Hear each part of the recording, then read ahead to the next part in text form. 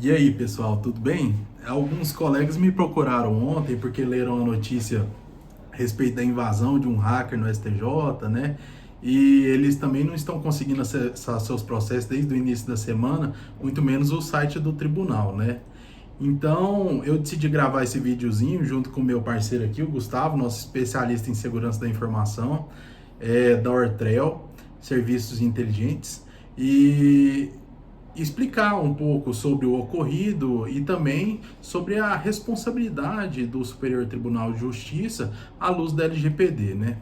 Bem, no dia 3 de novembro, o STJ sofreu um incidente de segurança da informação com comprometimento de dados pessoais. Esse é o termo técnico utilizado quando um hacker invadiu os sistemas do tribunal e, através de um ransomware, criptografou todas as informações contidas dentro dos servidores do tribunal, né, Gustavo?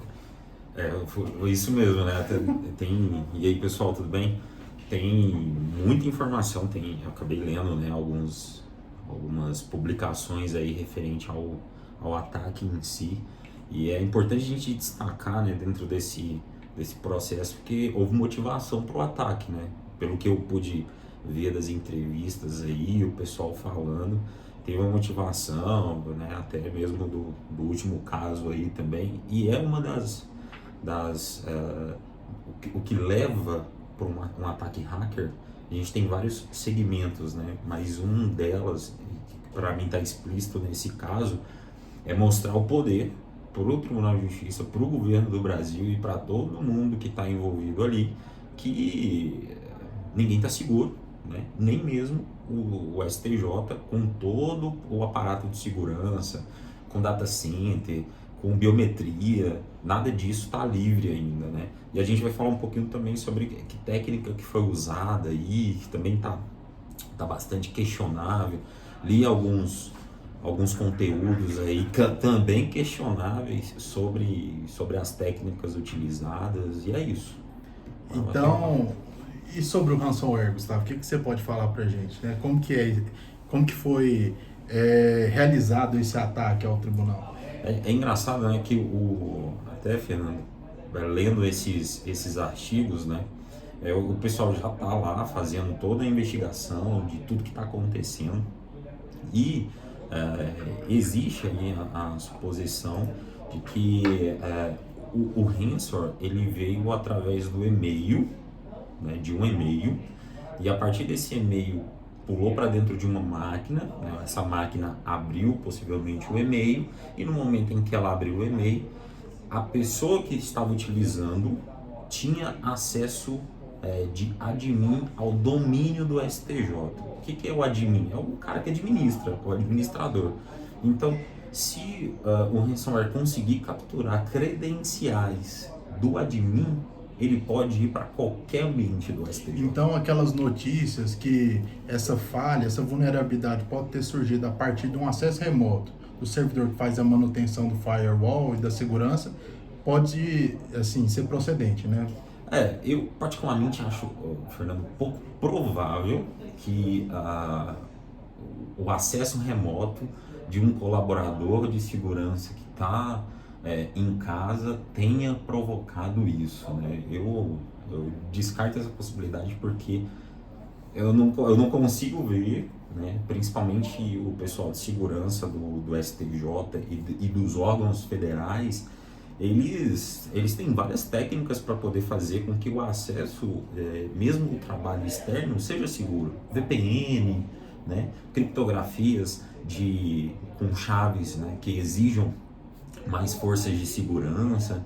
Então, assim, motivado ou surgido a origem de um colaborador da TI externo ao ambiente, eu acho pouco provável.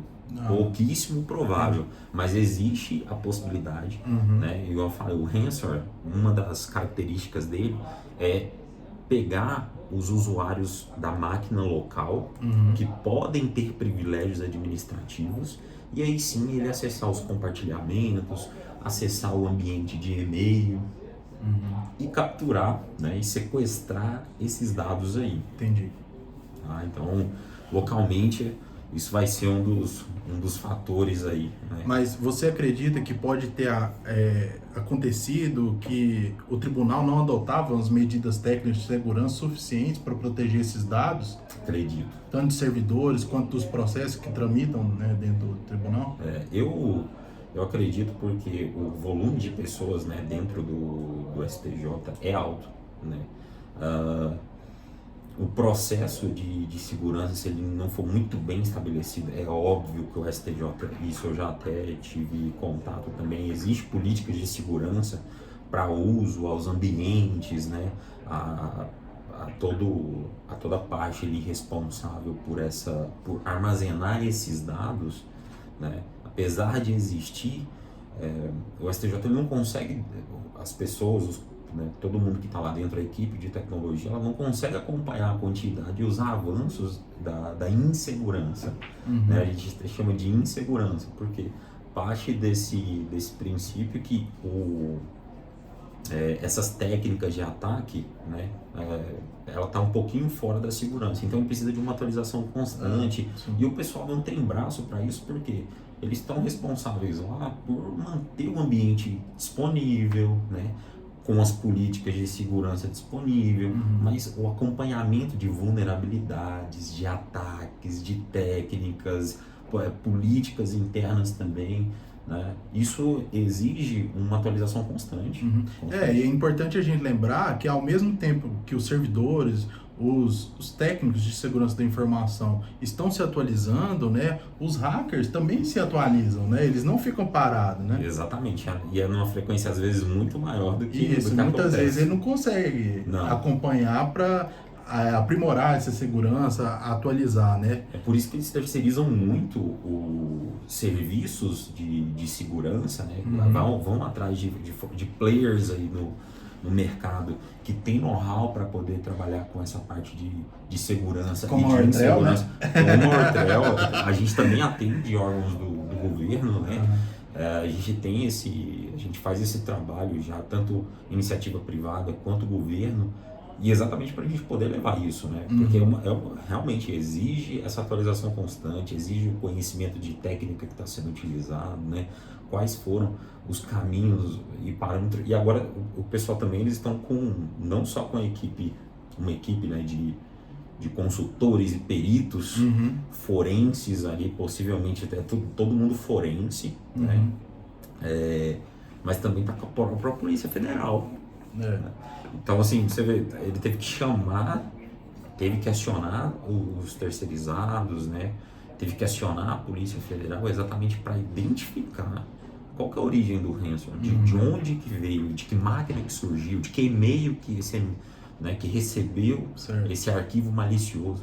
Por que que o firewall ou o filtro do e-mail não barrou esse arquivo? Né? Que código que os caras usavam, então. E algumas notícias, né, por exemplo, lá do site O Bastidor, do jornalista Diego Escostegai, ele fala que não só o acervo de processos que tramitam no tribunal foram bloqueados, criptografados, mas também os e-mails dos ministros, né, e também os backups dos sistemas, né, o que mostra pra gente que muito provavelmente houve uma falha primária na política de segurança e informação do STJ, que foi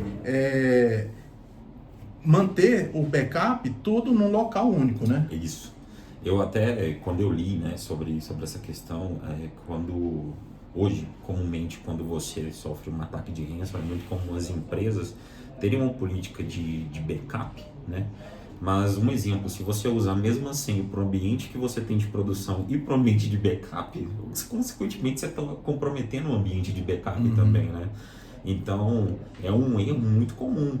O gerenciamento dessas senhas também pode ter provocado eles irem atrás do backup, né? Então, realmente, sobre a reportagem em si, né? Não tirando o mérito, mas existem N possibilidades. É por isso que tem tanto perito envolvido para tentar achar, né? Não, e assim, por que a gente fala, né, que é importante não manter os backups em um só lugar, né? Porque quem está na rede está em risco, né, de sofrer um ataque, e também você tem que pensar que você está exposto a outros tipos de acidente. Vamos supor, um acidente geográfico, por exemplo, pode acontecer e comprometer tudo, né?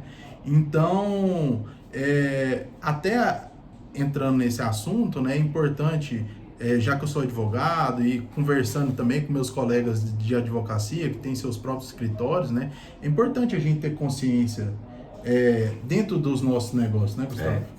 É muito importante. É por isso que a gente sempre tem essa oportunidade de conversar com o pessoal de tecnologia, de conversar com o pessoal do direito, que é extremamente fundamental, né, porque isso tudo tá interconectado, né, se descobre. E vale lembrar, Fernando, até me recordei aqui, que não é a primeira vez que o governo, né, que o nosso ente federal sofre ataques, né? A gente já teve vazamentos de dados de ministro, já teve vazamento de informações com outras técnicas que também foram questionáveis na época, né? Todo mundo especula, mas ninguém consegue falar assim, não, é essa técnica.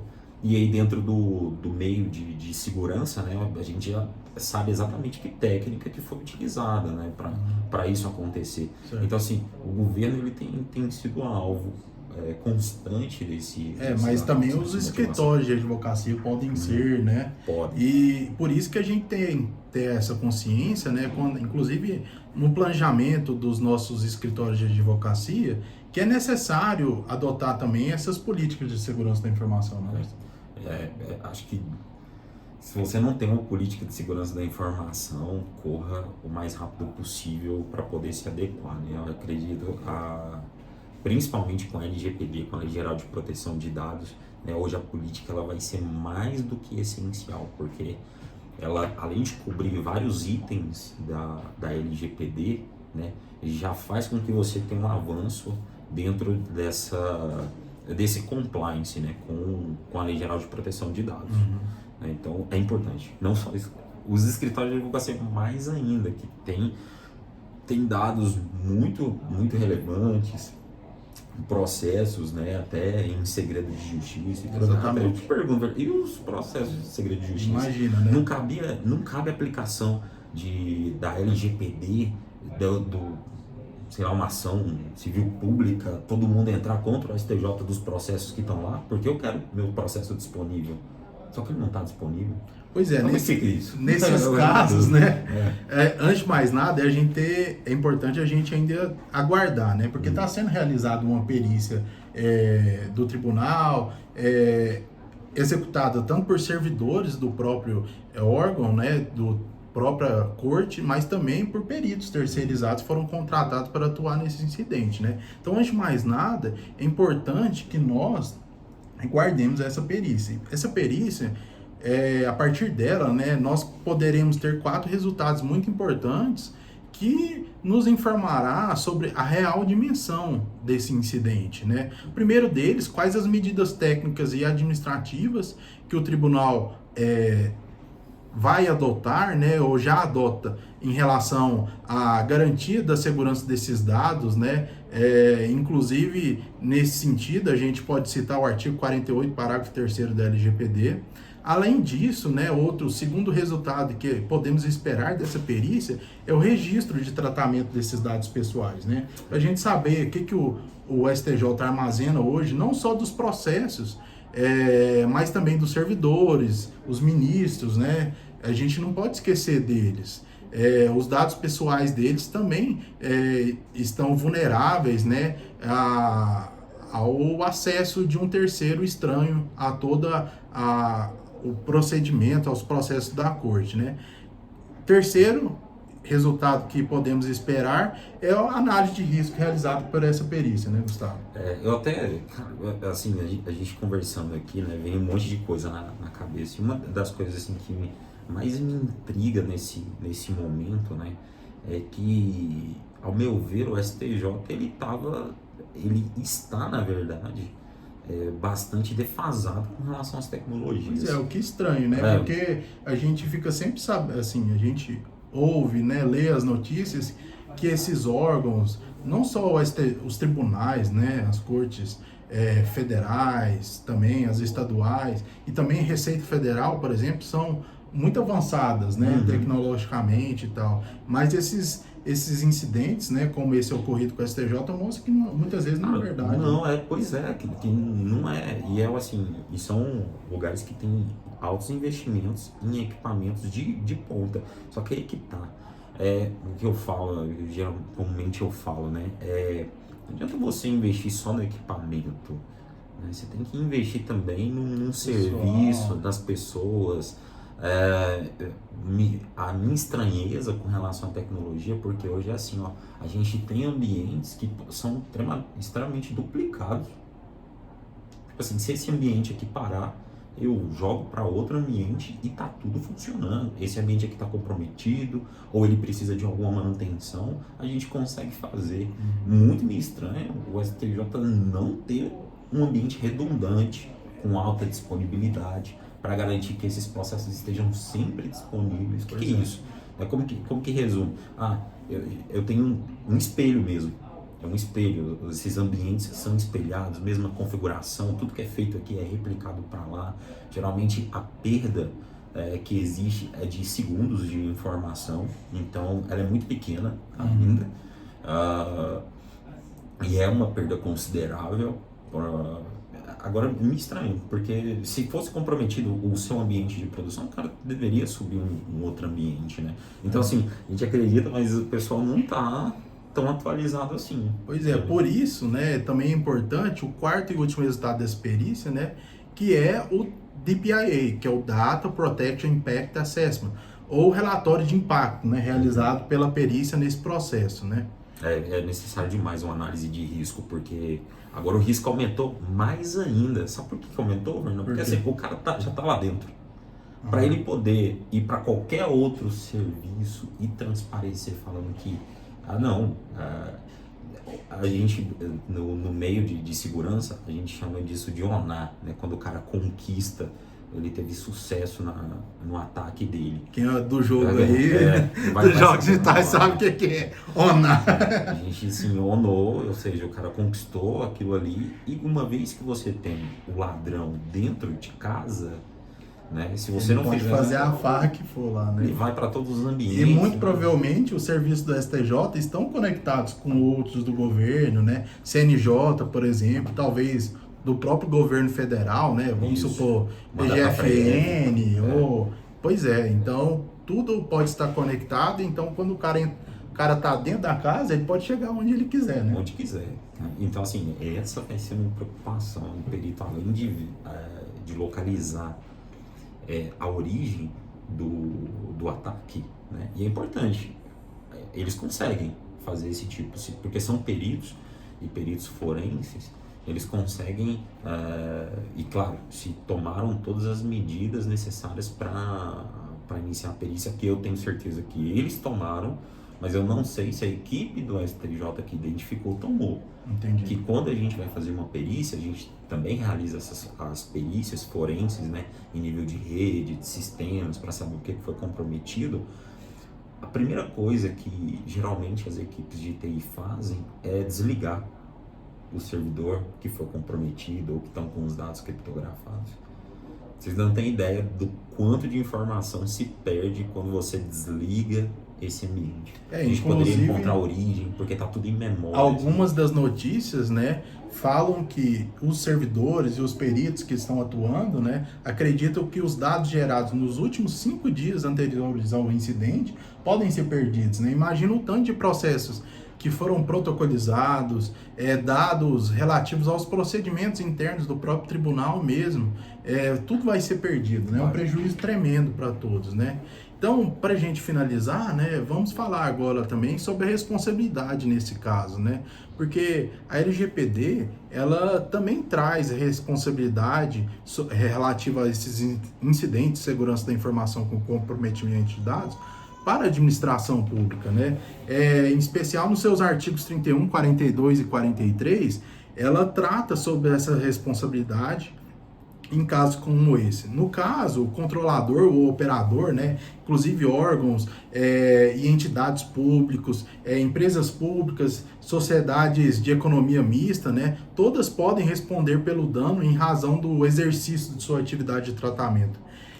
dos dados pessoais, em especial quando há uma violação à legislação de proteção de dados pessoais, no caso LGPD, inclusive por não adoção dessas medidas técnicas de segurança, né?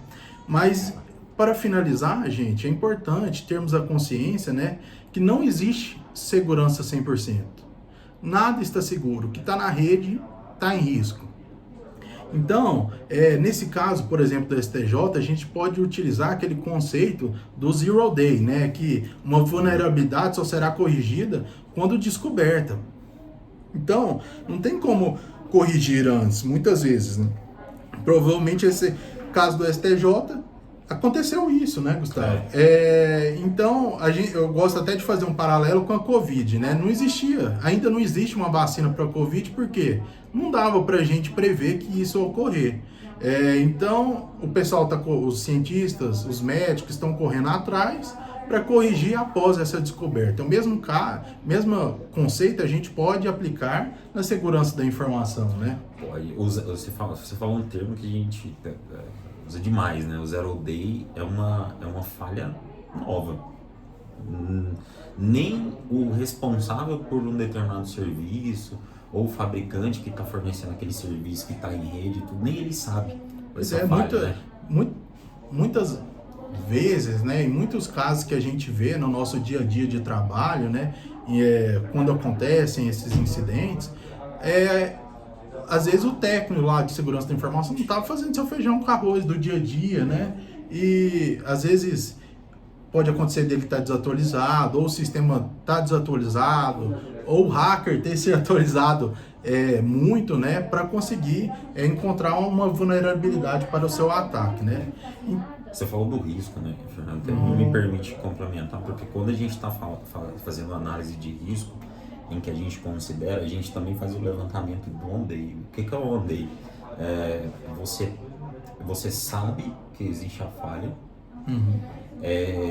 não sabe o nível de exploração dela, mas o responsável por aquele determinado serviço que você está utilizando, ele já sabe também e está fazendo, né, todas as correrias aí possíveis para poder remediar isso.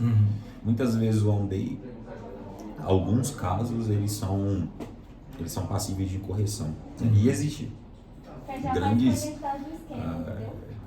grandes sites aí que a gente utiliza para levar esse tipo de correção de bug. E tem gente que ganha por isso, toda vez que acha.